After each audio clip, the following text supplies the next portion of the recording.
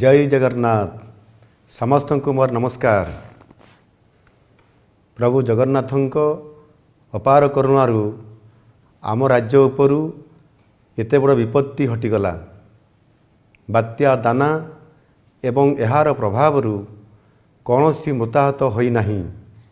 सरकारंकर zero casualty नीति को सफलतार सहित कार्यकारी करिथिबारु मंत्री परिषदर समस्त सदस्य सदस्या सांसद विधायक विधायिका तथा प्रशासनिक अधिकारी सरकारी कर्मचारी और स्वेच्छासेवी अनुष्ठान मानकु मु आंतरिकतार सहित धन्यवाद ज्ञापन करुअछि।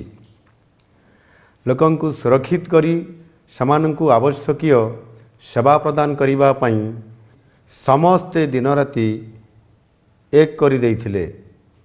बात्या परवर्ती थैथान एवं क्षय क्षतिर आकलन करी उपयुक्त कार्यानुष्ठान ग्रहण करिबा पई संपृक्त विभाग गुड़ी को निर्देश दिया जाई अछि।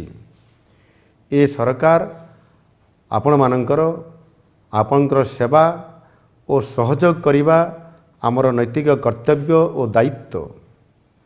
शांति श्रृंखला एवं धैर्यर सहित बात्या को सफलतार सहित मुकाबिला करी सरकारंक नियमावली को मानी निज एवं निज परिवार सुरक्षा करिथिबारु आपण माने समस्ते प्रशंसार पात्र।